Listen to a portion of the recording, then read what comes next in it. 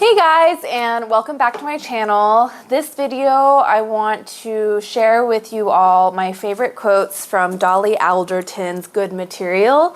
I read this a couple months ago and I loved it. I loved it for the story it told and the characters, but also because I think it really reflects a societal trend that's happening right now and that affects me personally, and in a way that's very non-threatening and kind of just presenting it as, yeah, it's just like a mirror to society. It's a reflection. I don't feel that it's preachy, but I feel that it's embodied in the storyline.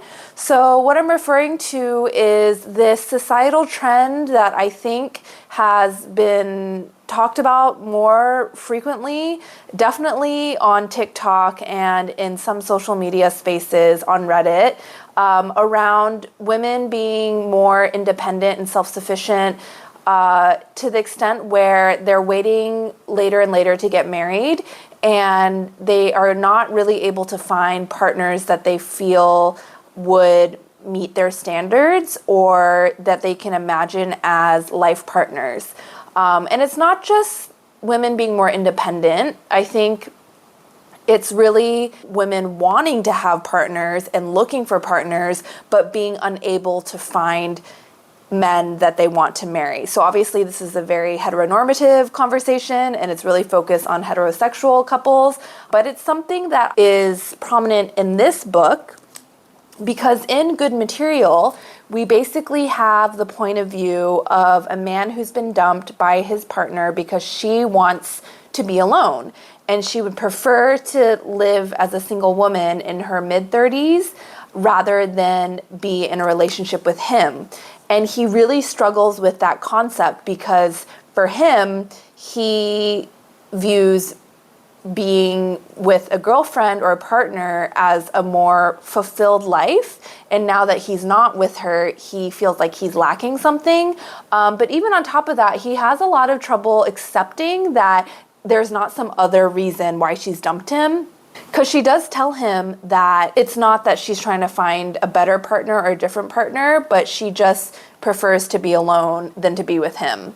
And I really relate to that because I really love my life and I feel very fulfilled in my world and my friends and my community and my career. And I would really only consider adding a partner to the mix if he were able to improve my life or really be an intellectual partner. And I think, unfortunately, the way a lot of heteronormative expectations are set up, we are still influenced by previous generational norms around who takes care of the domestic sphere, who raises the kids, and who takes on cognitive load.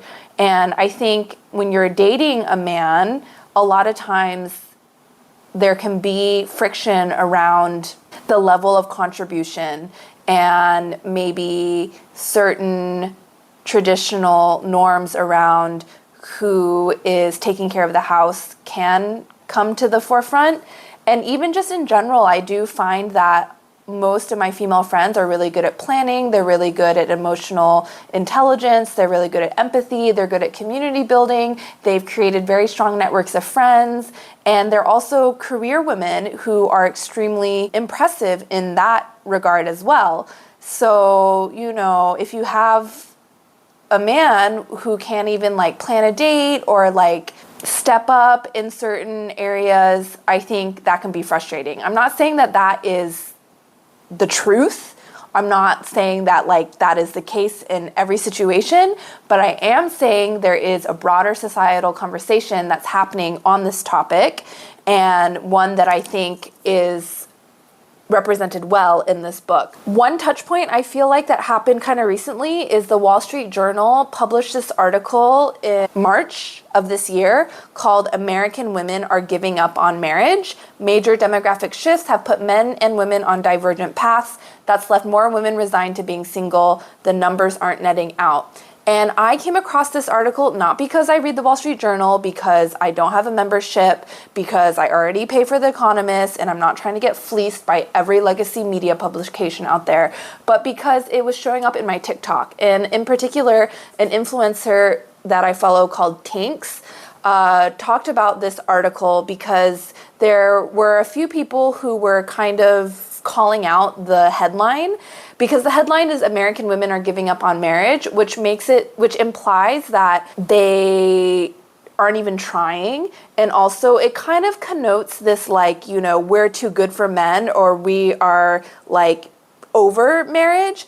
But I think what the social media discourse was saying is that this headline should be rewritten to say something like, women are redefining what fulfillment and partnership look like. Or one of the top comments on Tinks's Instagram reel, which I saw it on TikTok first, is, why isn't the title Men Fail to Evolve for American Women? So I'm not gonna like entrench myself any further into this debate, but I do think that it's really cool how fiction can reflect broader societal trends. And so I wanna share with you some of my favorite quotes from Dolly's book that I think describe really well like the larger conversation that's happening on this.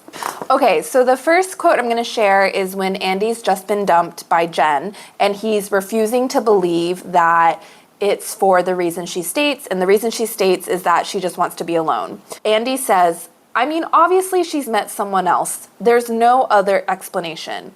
And then Jane, who is the wife of his best friend Avi, says, sorry, why is there no other explanation? And then Andy says, because people don't break up with people who they've had absolutely no prior problems with just so they can be single. No one likes being single that much. And then Jane says, I'd like to be single. I think most women would. It's men who don't know how to do it. And then her husband sulks. And she says, babe, I don't want to be single. I want to be with you and your boys. All I'm saying is I could see another life where I was on my own and quite happy. That's kind of like setting up this concept, right? Of like, yeah, I think a lot of women, not a lot, I will just speak for myself. I think you can find a lot of happiness and self-satisfaction from being alone than being in a partnership that doesn't feel equal and that actually feels like more of a burden.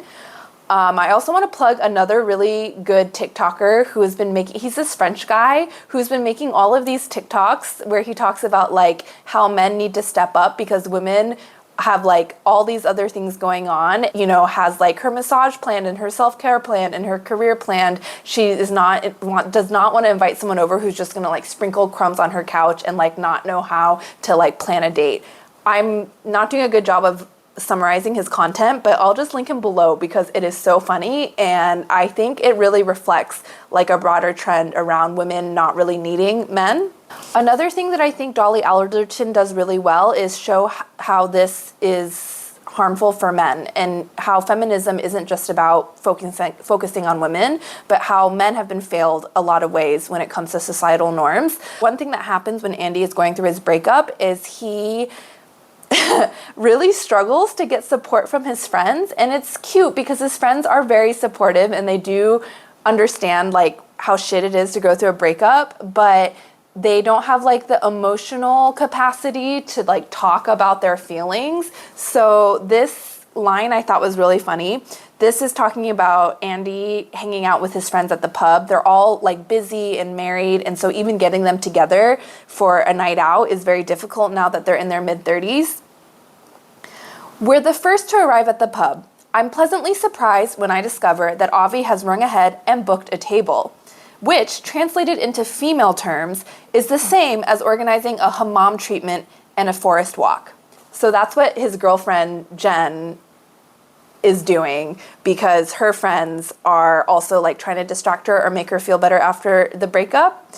So all of the kind of like internal dialogue that Andy's having around trying to explain to his male friends how hurt he is and how devastated he is by this breakup really shows how difficult it can be for men to talk about their emotions with their friends. So this takes place in the UK, and I feel like British culture is a little bit different, but in general, I do think men are not encouraged to talk about their feelings, especially of this generation. Maybe for Gen Z, it will be different, and it really just harms them. I do think that for a lot of men, their first really emotionally intelligent, open, and vulnerable relationship is with their female partner. And I think for women, we have that with our friends from an early age. And so that just gives us access to a resource that I think a lot of men haven't had. It also gives us access to a skill set that we've been practicing since we were teens that I don't think men really have. And so Andy just talks about throughout the book how the way his male friends show up for him is to just get pissed drunk. And then he talks about sitting down with his friends at the pub.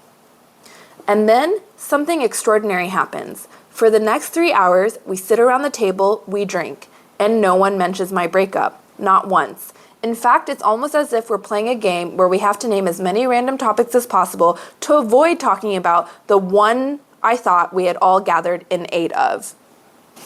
I think Dolly really captures a really insightful point around grief and breaking up and this emotional journey that Andy's going through, because it really guts him and it really has a huge impact on him.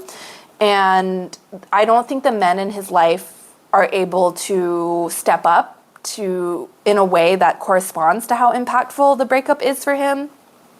So here Andy is talking about his best friend Avi. I can sense that Avi views his role in this breakup as the executor of a series of tasks and chores. Having me to stay, organizing a big night out, a few midweek meetups, a couple of breezy check-in texts, the tough pep talk. With each one, he hopes that the job is closer to being completed and I'm therefore closer to being cured. And yet, the further he gets down his Andy to-do list, the more infuriating I become. And that's because Andy is just really upset or really emotionally heartbroken by this. And it's not something that he can just get over by going through this checklist. My most favorite quote of this book that I think is so well done and really impacted me as a reader is this conversation between Andy and his mom, because that is maybe one of the only other avenues that a man has to talk about his feelings is with his mom, I feel. I don't know, correct me if you have different ideas. But basically his mom asks him about the breakup, how are you feeling? And then Andy says, I want to talk to her about how I feel, but it's not even interesting to me anymore. And I don't know how to choose the right words to correctly represent all the thoughts and the feelings that are piling up inside of me. Women think that we don't want to talk to them about our emotions because we're embarrassed of being vulnerable. It's more that we're embarrassed of seeming stupid. Every time I hear Jane and Jen or Mum and one of her friends talk about something emotional, it's like listening to an orchestra perform. Often with no warm-up, they launch effortlessly into the chosen symphony of feelings for the day. And when I offer my thoughts, I know I'm ruining it, hooting along tunelessly like a grade 1 recorder player. I'm okay, I say. So I just think that Dolly does such an amazing job of empathizing and humanizing the male perspective. And I think the next question to ask is, okay, is it even authentic if it's coming from a female writer?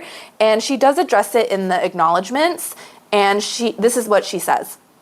Nora Ephron wrote the greatest film and the most believable male character of all time because she interviewed her friend and director Rob Reiner for research. I always knew I would copy her when I attempted to inhabit the voice of a male narrator. So the most sincere gratitude to my own Rob Reiners for the 20 hours of conversations in research for forming Andy. And then she lists over a dozen men. Thank you for your honesty and trust. You'd all be too embarrassed to hear me say this to your face. I couldn't have written Andy or his friends or this book without you. So obviously I'm not a man. I can't assess. I would love if any man has read this for their thoughts, if they're willing to share. But in general, I don't really think that many men read. I don't know. Let me know how many men have read this. For me, that's enough. She really approached the task of inhabiting a male narrator with care, and she did do research, and she did try to interview men to create this voice of Andy. And I think it works. I think it comes across in the text, and I think that's why Andy is so believable as a character, is because of that research she did. Okay, and so maybe I'll just end with one of my favorite quotes from Jen's point of view. I would say the book is like 85% Andy's point of view, but we do get at the beginning, at the end, a little bit of a snapshot of Jen's point of view. And she talks about when she turns 30, how there was like this societal pressure from like her friends, her family, regarding why she isn't married yet. But when I turned 30, it all changed. My lack of a long-term relationship could no longer be seen as an accident, and instead became a problem. Everyone wanted to talk to me about my attachment style, each of them asking if I'd read the book or done the quiz like they were the first person to suggest it. I just don't understand it, my mom would say. Every time she said goodbye to me, she would say, "You're such a fabulous girl, so clever, so attractive. I don't understand why they're not lining up." I don't know what made me decide I wanted to be in a relationship. I don't know whether it was something I actually wanted or whether it was something I got frustrated with myself for not wanting. Did I get bored of myself? Did I become too familiar with the rhythms of single life? Did I start to believe what everyone was telling me, that I was going to run out of time and get left behind? Or was it that I thought that being in a relationship might prove something, that I wasn't unfeminine or unlovable or incapable of being a grown-up, that I was, in fact, perfectly normal like everyone else? And then Jen goes on to talk about, I think, some like really insightful things. She talks about, well, so first of all, there's this like Joni Mitchell documentary where Joni talks about never marrying her long-term boyfriend Graham, kind of out of a reaction to the patriarchy that really restricted both of her grandmothers. And Joni Mitchell says, "As much as I loved and cared for Graham, I just thought, I'm going to end up like my grandmother, kicking the door off the hinges." You know what I mean? It's like, I better not. And it broke my heart. So that's kind of like the catch-22 that a lot of women might face. But then Jen also goes on to talk about like the fertility component and her friends all becoming pregnant, and how when you're in your late 20s, even early 30s or mid 20s, and none of your friends are starting families, I think if you're lucky, you can really create a community of like-minded individuals.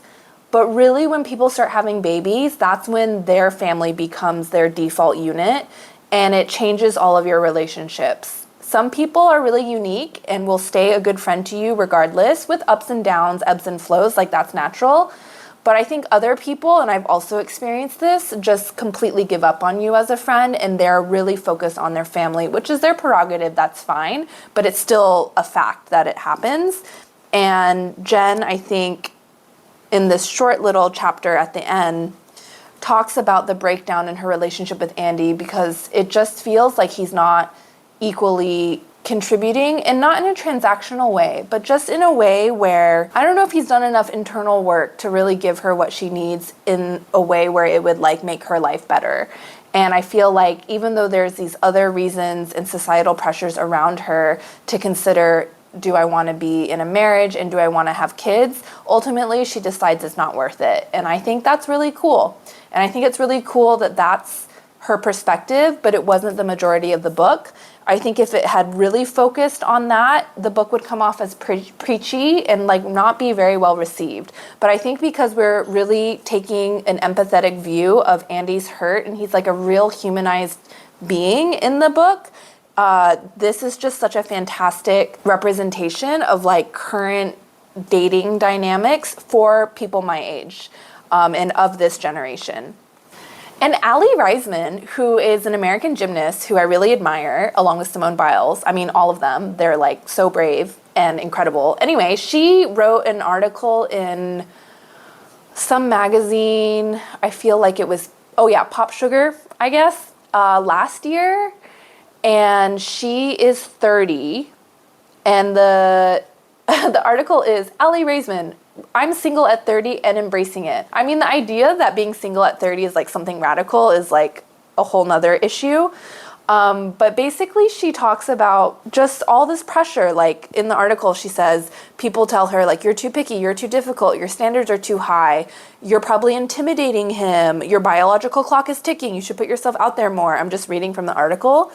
And she just talks about how like she'd rather have the life that she wants and only be with someone that she wants to be with than like to succumb to all of those concerns. That I feel like was one of the first times where I was like, oh, it's not just me who's like not in a long-term relationship and following like this path. It's actually a lot of people, and it's actually a societal trend, and it's actually something that's actually reflected in demographics. If I could read the Wall Street Journal article, I would share it with you, but it's paywalled. And so now that I'm seeing it in like an op-ed from a gymnast and from social media influencers, and then also in this book, I think it's kind of cool to track how that conversation is appearing in different ways.